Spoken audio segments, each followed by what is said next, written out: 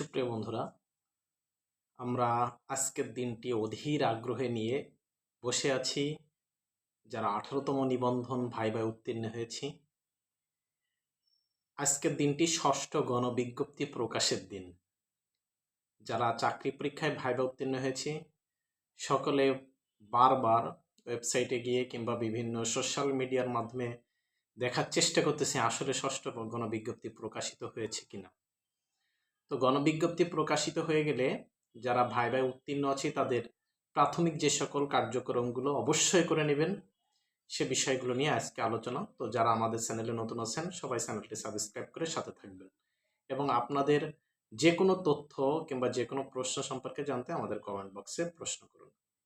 প্রথমত হচ্ছে, যখন ষষ্ঠ গণবিজ্ঞপ্তি প্রকাশিত হবে আপনি আপনার মোবাইল দিয়ে কিংবা যে কোনো মাধ্যমে আপনি ওয়েবসাইটে গিয়ে আপনার মেরিট লিস্ট অর্থাৎ আপনার পজিশন দেখে নেবেন, আপনার মেরিট লিস্ট কোথায়। এক্ষেত্রে আমরা মেরিট লিস্টের ক্ষেত্রে 3টা শ্রেণীতে ভাগ করব।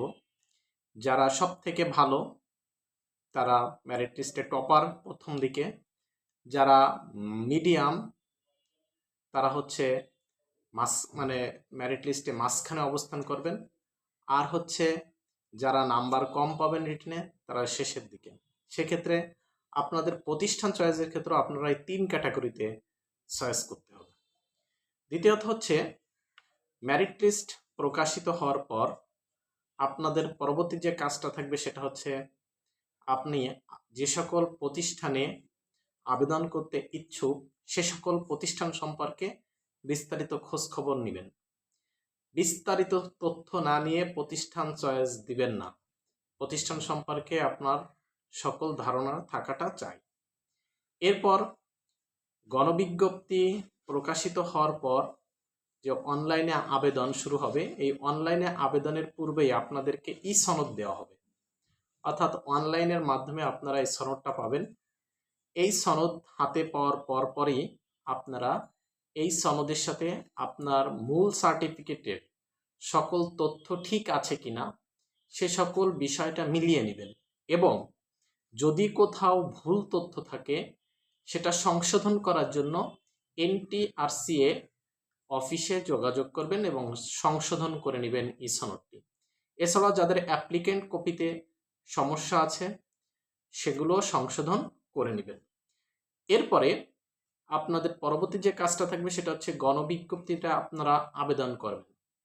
আবেদনের সময় আপনারা নিজেরা বসে থেকে আবেদনটা করবেন, কারো মাধ্যম বা ভায়া এভাবে আপনারা আবেদন করবেন না, কিংবা কাগজপত্র দোকানে যে দিয়ে আসলাম দোকানদারের কাছে দিলাম সে আবেদন করবে, এটাও করবেন না। প্রতিষ্ঠান চয়েসের ক্ষেত্রে খুব সতর্কতা অবলম্বন করবেন। এই প্রতিষ্ঠান চয়েসের বিষয় নিয়ে আমাদের আগে ভিডিও দেওয়া আছে, কি কি সতর্কতা অবলম্বন করতে হয় ভিডিওটি দেখে নেবেন।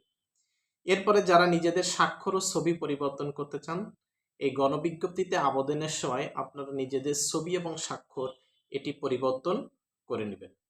এরপরে আপনি অনলাইনে আবেদন সাবমিট করার পরে বারবার রিভিশন দিবেন এবং টাকা পেইড করার পরে আপনার পরিপূর্ণভাবে অনলাইনে আবেদন সাবমিট হয়েছে কিনা সেদিকে লক্ষ্য রাখবেন। অনেকে প্রাথমিক সাবমিট করে কিন্তু চূড়ান্ত সাবমিট করে না, সেক্ষেত্রে কিন্তু আপনার চাকরিটা হবে না। এরপরে প্রতিষ্ঠান সম্পর্কে আপনারা যে সকল তথ্য নেবেন কোথায় পাবেন? NTRCA এর ওয়েবসাইটে পাবেন, কিংবা ব্যানডেইজ এই যে ওয়েবসাইট বাংলাদেশ শিক্ষা তথ্য পরিসংখ্যান ব্যুরো যেটা আছে, এখান থেকে আপনারা এই তথ্যগুলো পেতে পারেন। এছাড়াও আপনারা গণবিজ্ঞপ্তিতে যে আবেদনগুলো করবেন এই আবেদনের ক্ষেত্রে আপনারা যারা টপার তারা টপ লেভেলের প্রতিষ্ঠানগুলো চয়েস দেওয়ার চেষ্টা করবেন। যারা মেরিট লিস্টে পিছনের দিকে থাকবেন তারা একটু প্রত্যন্ত অঞ্চলে প্রতিষ্ঠানগুলো চয়েস দেওয়ার চেষ্টা করবেন। যারা মাঝারি তারা উপজেলা লেভেলে ভালো প্রতিষ্ঠানগুলো চয়েস দেওয়ার চেষ্টা করবেন। কিন্তু যারা লো লেভেলে আছেন টপ লেভেলের প্রতিষ্ঠান চয়েস দেবেন আপনার চাকরিটা নাও হতে পারে।